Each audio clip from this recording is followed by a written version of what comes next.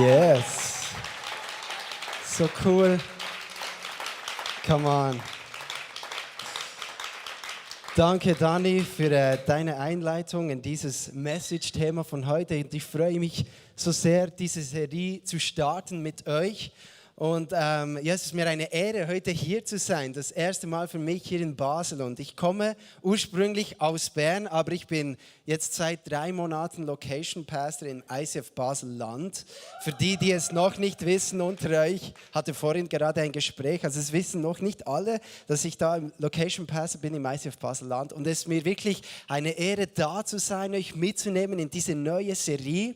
Und ich will dir noch kurz ein paar Dinge sagen über meinen Namen. Und zwar, mein Name ist Kai. Und das spricht man auch so aus. Man spricht Kai aus und nicht Kai, so wie es viele von euch hier in Basel tun. Und das ist wirklich witzig, weil wenn ich mich hier vorstelle, so in Basel oder Basel-Land, dann sage ich bin Kai und dann fragen mich die Leute so, hä?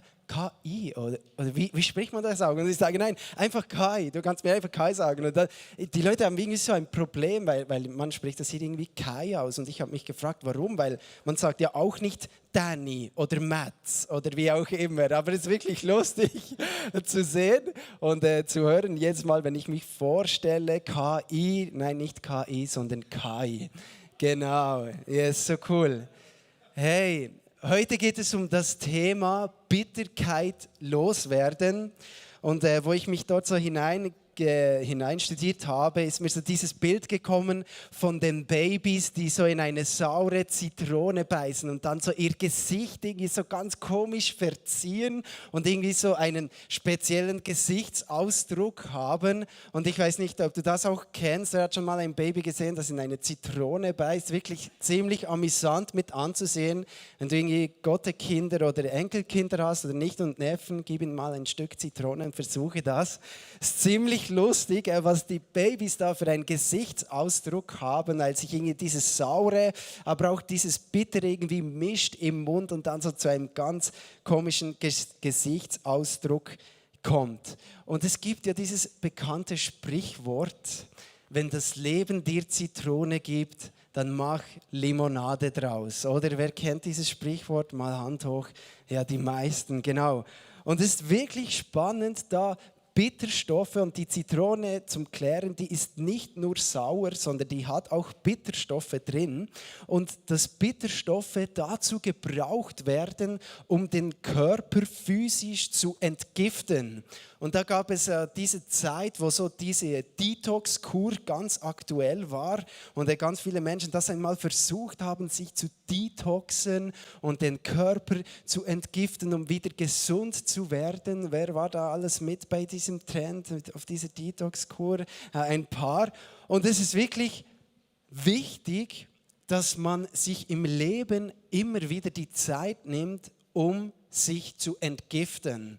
Nicht nur psychisch, also den Körper durch die Ernährung, sondern auch seelisch. Sich Zeit zu nehmen, wo wir die Dinge in unserem Leben, die in unserem Herzen sind, die uns beschäftigen, die uns bedrücken oder wie es Dani vorher gesagt haben, die es uns schwer machen, dass wir die Zeit nehmen, um die Dinge loszulassen und sie Gott hinzugeben.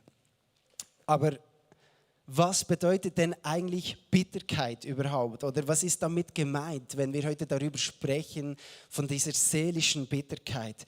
Und ich habe da eine Beschreibung gefunden und Bitterkeit wird als dieser emotionale Zustand verstanden, der aus ungeklärten Verletzungen entsteht, durch Enttäuschungen, durch Wut, durch Ungerechtigkeit, durch negative Erfahrungen, durch Trauer, Unvergebenheit und Groll. Also ganz viele Gefühle, die sich irgendwie in mir bilden oder hochkommen durch eine gewisse Situation, die ich erlebt habe mit einem anderen Menschen und die dann ungeklärt bleiben. Also die Situationen werden nicht aufgearbeitet, die Verletzungen nicht angegangen und so bildet sich in mir drin, in meinem Herz, in meiner Seele eine Bitterkeit, eine bittere Wurzel. Und das ist krass, weil Bitterkeit, man hat das über Studien festgestellt, dass Menschen, die über eine lange Zeit bitter sind, sprich diese Gefühle in sich tragen und sie nicht angehen, dass dies bei diesen Menschen schwere Depressionen auslösen kann, viel Stress auslösen kann und bis hin dazu, dass Menschen körperlich erkranken, weil sie ihre Probleme, weil sie ihre Verletzungen in ihrem Leben nicht angehen. Und das ist spannend, weil vor etwa 2 Wochen hatte ich ein Gespräch mit einem Menschen und er hat mir genau diese Story erzählt. Er hat mir erzählt, wie bei ihm in der Familie gewisse Dinge geschehen sind in der Vergangenheit und irgendwie die ganze Familie damit zu kämpfen hat, bis so weit, dass seine Schwester unter schwersten körperlichen Krankheiten leidet, seine Mutter, die an Krankheiten leidet und das alles darauf zurückzuführen ist, auf Dinge, die geschehen sind in dieser Familie, die nie mehr angesprochen wurden, die nicht geklärt wurden, nicht aufgearbeitet wurden und Menschen, die Verletzungen bis heute mit sich tragen. Und vielleicht bist du heute Morgen da und du hast Verletzungen erlebt in deinem Leben. Du hast ungerechte Situationen durchlebt. Vielleicht bist du auch da und du kennst Menschen, die solche Dinge erlebt haben. Dann glaube ich wirklich, dass Gott heute zu dir sprechen will und dir begegnen will und dir helfen will, in eine neue Freiheit zu kommen, loszulassen und leichter durchs Leben zu gehen. Und spannend ist dann, wie sich diese Bitterkeit auswirkt auf den Menschen. Denn vielleicht kennst du bittere Menschen oder du hast selber Bitterkeit in dir und du stellst fest, was das mit dir macht. Und es ist krass zu sehen, dass Bitterkeit immer Distanz schafft zum Gegenüber. Also Bitterkeit schafft eine Distanz zu dem anderen Menschen, wo du den Konflikt damit gehabt hast. Und dann kommt irgendwie Aussagen in dir hoch, ich spreche diese Person erst wieder an, wenn sie sich bei mir entschuldigt hat. Oder ich mache bestimmt nicht den ersten Schritt auf diese Person zu, weil ich wurde ungerecht behandelt. Oder dann ist auch spannend, dass wenn du über längere Zeit Bitterkeit mit dir trägst, es auch passieren kann, dass du gegenüber Gott einen Groll entwickelst und ihm sagst, hey, wie kannst du ein guter und gerechter Gott sein, weil all das mir widerfahren ist? Ich verstehe dich nicht und die Antwort oder das Szenario kann sein, dass du Gott den Rücken kehrst und sagst, hey, ich will nichts mehr mit dir zu tun haben. Vielleicht bist nicht du da an diesem heutigen Morgen, der das so erlebt, oder vielleicht kennst du aber Menschen in deiner Familie, in deinem Arbeitsplatz, die Gott den Rücken gekehrt haben aufgrund von Dingen, die sie erlebt haben, mit Verletzungen, die sie nicht aufgearbeitet haben. Bitterkeit macht dich beziehungsunfähig. Und es äußert sich darin, dass man über längere Zeit dann an einem Menschen sehen kann, vielleicht kennst du so ältere Menschen, die verbittert sind, ihr Gesicht wirklich so vom Leben gezeichnet ist, ganz negativen Gesichtsausdruck und bis darauf hin, dass es wirklich auf deine äußere Erscheinung, auf deine Ausstrahlung und auf deine Körperhaltung einen Einfluss hat. Also ich glaube, Bitterkeit macht dich unfähig zu lieben, zu vergeben, und sie macht dich blind für die schönen Dinge im Leben. Bitterkeit macht dich unfähig zu lieben, zu vergeben und die schönen Dinge im Leben zu sehen. Das ist spannend, ich habe eine Geschichte gehört von einem Mann, der hatte sich irgendwie mit 50 erst oder so für Jesus entschieden. Ich habe das mal irgendwo gehört auf YouTube, so eine Geschichte. Und da hat dieser Mann erst, abdem er sich für Jesus entschieden hat und in Vergebung gekommen ist, erst dann hat er festgestellt, dass das Gras wirklich grün ist. Das ist ja krass, oder? Also, wenn Jesus in dein Leben kommt und Jesus Vergebung schafft in deinem Herzen und Heilung schafft, dann plötzlich wirst du wieder fähig, Dinge zu sehen, so wie Gott sie geschaffen hat für dich. Und deswegen glaube ich, dass Bitterkeit einen blind machen kann für die schönen Dinge im Leben. Ich habe dir einen Bibelvers mitgebracht aus Hebräer 12,15 und dort steht drin, achtet aufeinander, damit niemand die Gnade Gottes versäumt. seht zu, dass keine bittere Wurzel unter euch Fuß fassen kann, denn sonst wird sie euch zur Last werden und viele durch ihr Gift verderben. Also Bitterkeit, die ungeklärten Verletzungen, es ist unausweichlich, dass dies Auswirkungen hat, auch auf deine Gegenüber. Bitterkeit beeinflusst nicht nur dein eigenes Leben und macht dein eigenes Leben schwer, sondern es kann auch zur Last für andere Menschen werden. Und ich weiß nicht, ob du das kennst, aber es gibt ja, ich nenne das, es gibt ja verschiedene Kulturen an einem Ort, je nachdem, wo du hingehst. Dann gibt es so Geschäfte oder vielleicht bist du auch in einem Arbeitsumfeld drinnen. Dort herrscht eine Kultur der Bitterkeit und du spürst das, weil schlecht über andere Menschen gesprochen wird, weil Missgunst da ist, wenn irgendjemand etwas bekommt und der andere nicht, weil vielleicht irgendjemand mal irgendwie eine Verletzung erlebt hat oder im Team immer wieder einander Dinge nicht gegönnt werden und da herrscht so diese Kultur der Bitterkeit oder Unzufriedenheit. Und das sind so für mich Orte, da will ich nicht verweilen. Da kann ich fast nicht sein, weil das erdrückt einem. Es wird auch zu deiner Last, wenn du an einem solchen Ort bist, weil du merkst, das wirkt sich irgendwie auch negativ auf mich aus. Dass du ständig aufpassen musst, dass du nicht mit anderen schlecht redest über die andere Person oder dass du lästerst. Und dann gibt es aber auch andere Orte, wie zum Beispiel das ICF, wo eine Kultur der Begeisterung ist, oder? Wo du willkommen geheißen wirst und die Menschen auf dich zukommen mit einem Lachen und da willst du verweilen, da willst du bleiben. Solche Orte, aber mit dem will ich dir sagen, hey, Bitterkeit hat eine Auswirkung auf dein Leben und auf dein Umfeld und es ist wichtig deswegen, dass wir immer wieder bei uns genau hinsehen, wo bildet sich in meinem Leben vielleicht gerade eine Wurzel von Bitterkeit, wo ich aufpassen muss, dass es nicht eine schlechte Auswirkung hat auf jemand anderen. Vielleicht auch auf deinen Ehepartner oder auf deine Familie, auf deine Kinder, auf deine Geschwister, Eltern und so weiter.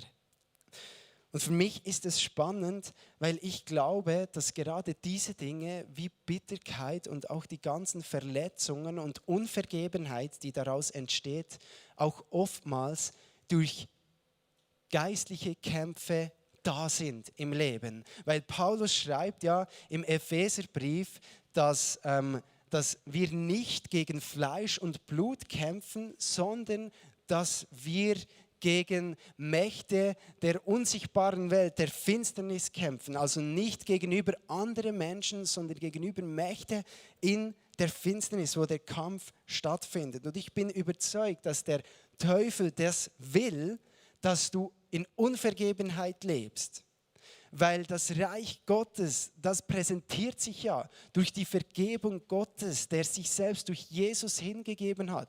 Das präsentiert sich durch die Liebe, die Gott zu den Menschen hat. Und wenn der Teufel es schafft, dass auch wir Christen von Bitterkeit, von Verletzungen, von Unvergebenheit, ungeklärten Situationen beeinflusst werden, es uns dann unfähig macht, gemeinsam miteinander für Gott unterwegs zu sein. Und wenn das passiert, ja, dann hat der Teufel etwas gewonnen, weil wir sind jetzt dazu berufen, gemeinsam unterwegs zu sein. Wir sind dazu aufgefordert, einander zu lieben. Liebe deinen Nächsten wie dich selbst. Also ich glaube, es hat einen Einfluss auch in der geistlichen Realität von unserem Leben. Und da schreibt dann Paulus in Epheser 4,31, befreit euch von Bitterkeit und Wut, von Ärger, harten Worten, übler Nachrede sowie jeder Art von Bosheit.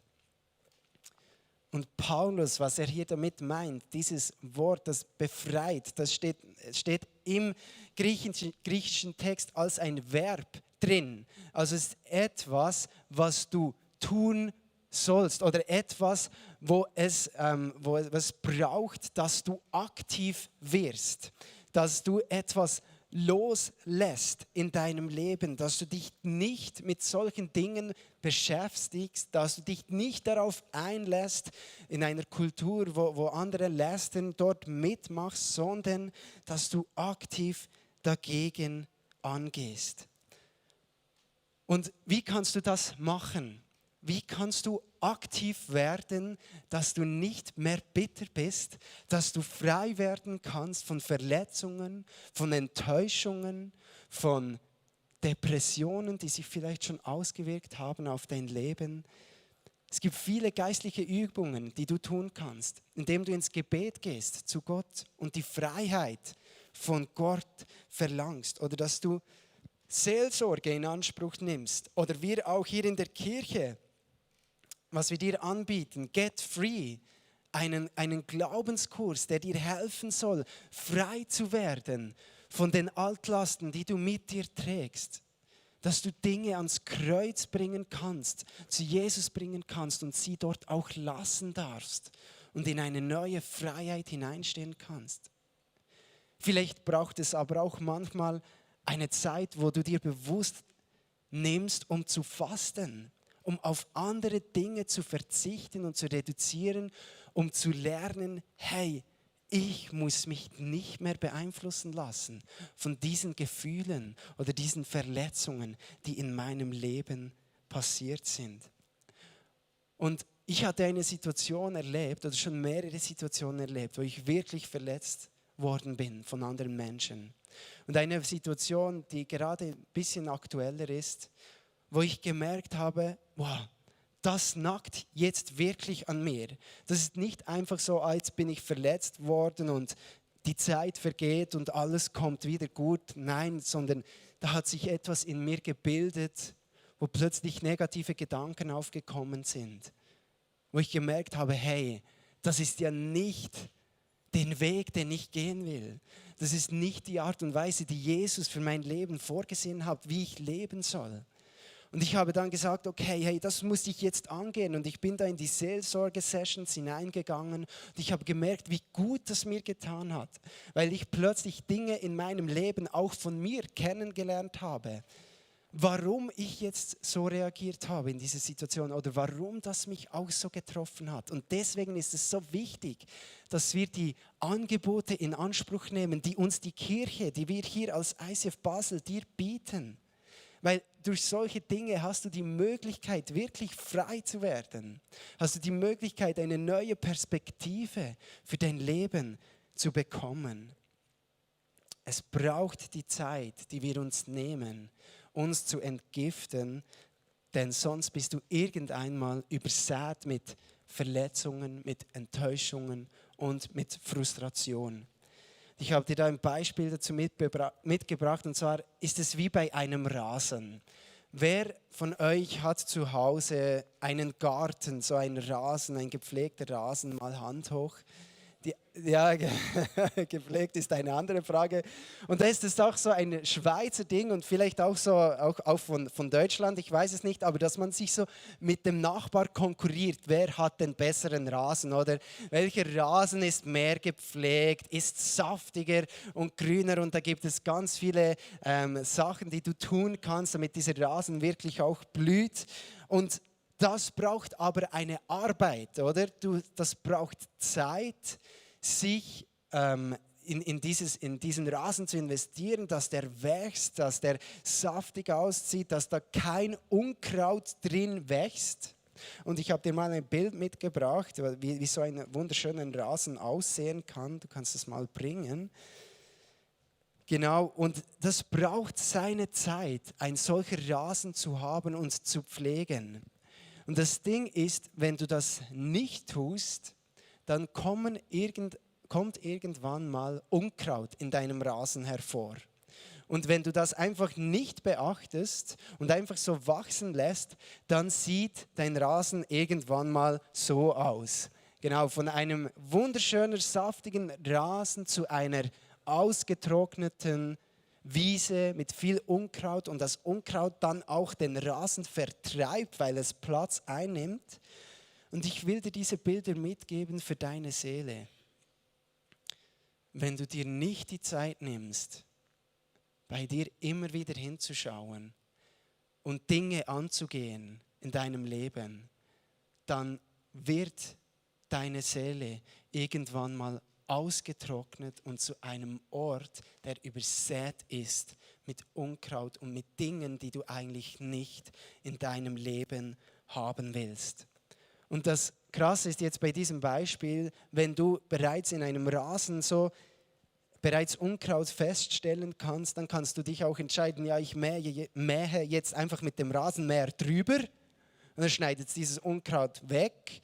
Aber dann ist das Problem, 2 Wochen später taucht dieses Unkraut in doppelter Anzahl wieder mehr auf dem Rasen und dann kannst du wieder sagen, jetzt mähe ich wieder drüber. Aber das Ding ist, verbreitet sich so schnell, wenn du das nicht an den Wurzeln angehst und das Unkraut rausreißt aus dem Rasen, dann wird es sich immer schneller vermehren.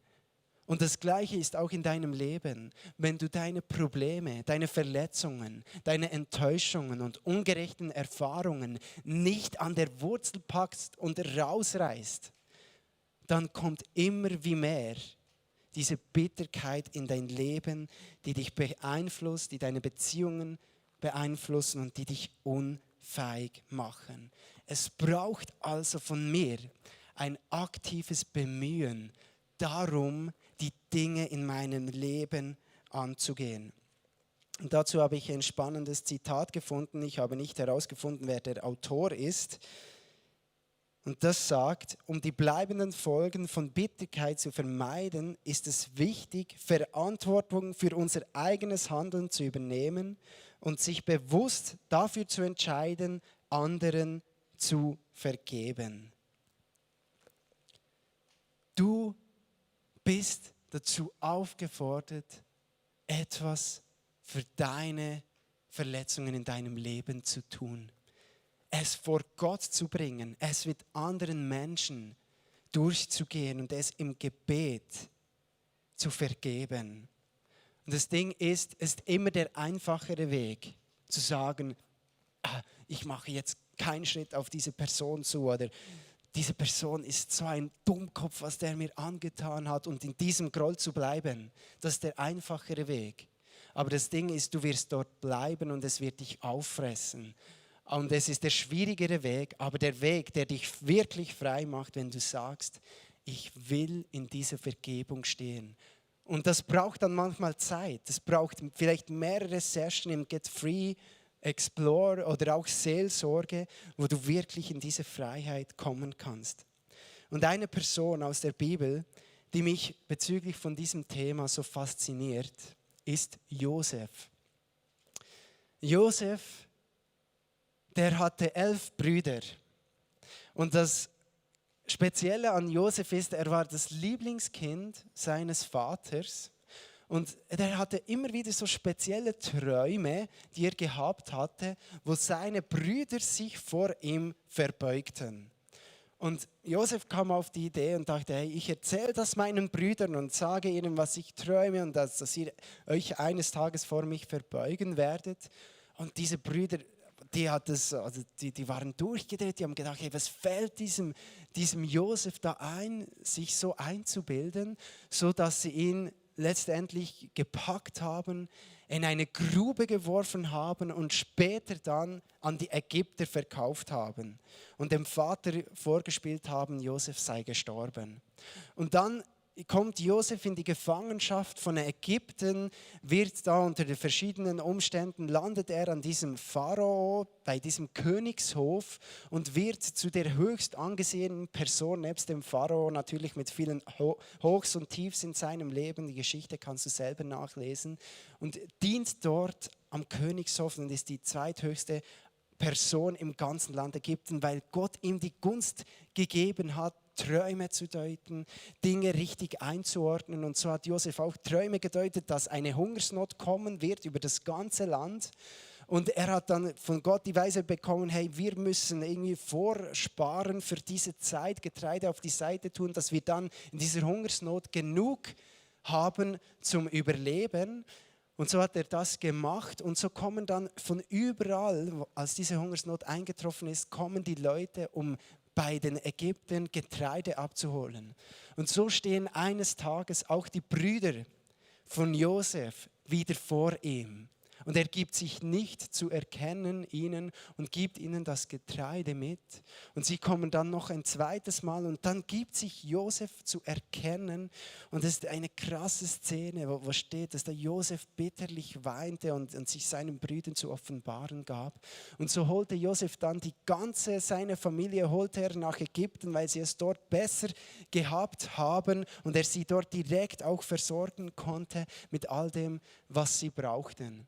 Und dann stirbt der Vater von Josef und dann bekommen plötzlich die Brüder von Josef wieder Angst. Sie bekommen Angst und denken sich, wow, jetzt ist unser Vater tot, jetzt vielleicht wird Josef uns als Familie rächen, vielleicht wird er uns jetzt umbringen für das, was wir ihm angetan haben. Die haben ihm immerhin seine Familie vom einen Moment auf den anderen weggenommen, in eine Grube geworfen, der hat Schmerzen durchgestanden, schlimme Zeiten gehabt. Aber Josef hat in all dem eben immer Gott vertraut. Und dann kommen diese Brüder zu Josef und mit ihrer Angst, die sie haben.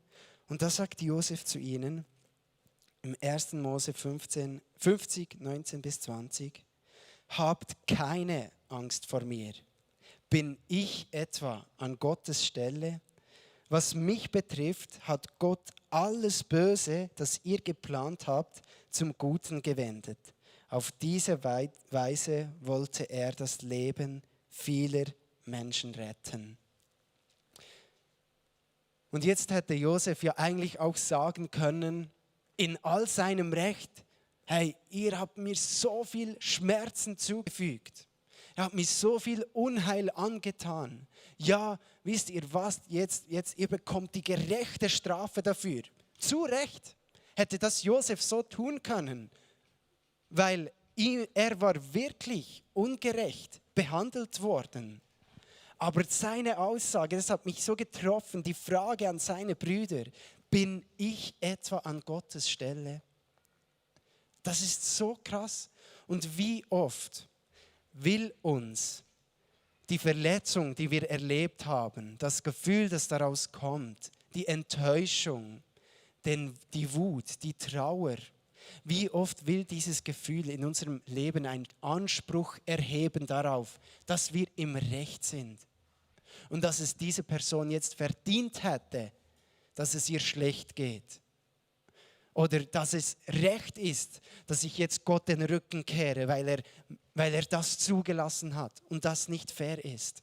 Und Josef, der wirklich schlimme Dinge erlebt hat, macht diesen Satz oder diese Frage, bin ich etwa an Gottes Stelle? Gott kann all das Böse, das dir widerfahren ist, zum Guten wenden. Gott hat einen größeren Plan für dein Leben. Gott kann aus deinen Verletzungen er kann dich innerlich heilen. Gott kann aus dem Rasen, der übersät ist, vielleicht ein Bild für deine Seele mit Verletzungen und Enttäuschungen, kann er zurück in einen grünen Rasen verwandeln.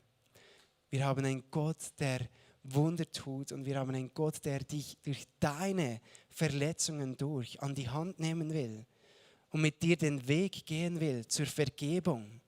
Und vielleicht bist du aber heute da und das betrifft dich eigentlich nicht direkt. Vielleicht kennst du aber Menschen in deinem Umfeld, vielleicht in deiner Familie. Vielleicht habt ihr Generationenkonflikte bei euch in der Familie und du merkst, wie sich das auswirkt auf die ganze Familienkultur.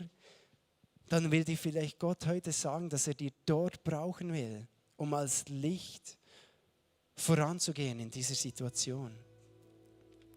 Vielleicht bist du aber auch heute da und du hast durch Dinge, die du gemacht hast, viel Schuld auf dein Leben geladen. Du hast andere Menschen verletzt, du hast vielleicht andere Menschen ungerecht behandelt. Und da will auch dir Gott heute helfen, deinen Scham abzulegen und dir helfen, dass du Vergebung finden kannst für dich. Weil oftmals ist es ja auch das, dass zwischen uns und Gott am meisten im Weg steht, dass wir uns selbst nicht vergeben können für die Dinge, die wir getan haben oder für die Dinge, die du erlebt hast. Aber Gott möchte mit dir den Weg in ein neues Land gehen, wo du Freiheit finden kannst und Erneuerung für deine Seele, Vergebung für deine Mitmenschen. Wie kannst du also konkret werden? Du kannst heute sagen, am Ende von dieser Message werde ich mit dir beten und du kannst dein Herz dafür öffnen, dass Gottes Heilung in dein Herz hineinkommen kann. Du kannst aber auch heute sagen, hey, ich will meine Verantwortung wahrnehmen, auch wenn ich persönlich nicht betroffen bin. Vielleicht sind es meine Großeltern, meine Onkel und Tanten, die den Streit in der Familie haben und die das dazu geführt hat, dass wir uns nicht mehr treffen. Aber ich will meine Verantwortung wahrnehmen und zeigen, dass ein anderes Leben möglich ist, wo du neu in deine Verantwortung hineinstehen kannst. Gott will dich gebrauchen, damit du anderen Menschen auch den Weg zeigen kannst, den sie zur Vergebung gehen können. Und das wünsche ich mir jetzt für diese Zeit, auch im Worship, die wir nochmals haben werden, dass du den Weg zur Vergebung, zu Jesus finden kannst.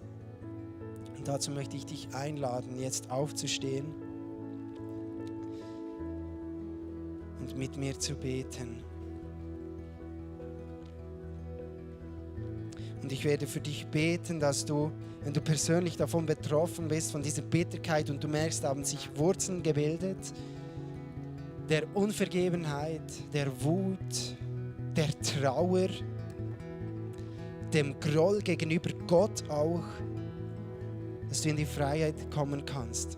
Gleichzeitig möchte ich für dich beten, wenn du heute hier stehst und merkst, ich weiß gar nicht, was ich noch dafür tun kann. Ich war schon bei verschiedenen Psychologen oder bei verschiedenen Leuten, die mir helfen hätten sollen, um in die Freiheit zu kommen, aber ich habe es nicht geschafft. Dann kann ich dir sagen, dass Jesus Christus in diese Welt gekommen ist, um dir zu vergeben. Dass er in diese Welt gekommen ist und eine neue Vergebung, eine neue Freiheit zu schaffen zwischen dir und deinem alten Leben, was geschehen ist. Zwischen den Menschen, die dich verletzt haben oder den Menschen, die du verletzt hast. Und er sagt, Jesus Christus sagt, hey, ich möchte dir heute ein neues Leben schenken. Ich möchte dir heute die Möglichkeit geben, in die Freiheit zu kommen und Dinge loszulassen. Und wenn du das bist und sagst, hey, ich will mich einlassen auf diesen Jesus, auf diesen Gott, der mir Vergebung schenken möchte, der mir helfen möchte, frei zu werden. Alle anderen können jetzt die Augen schließen.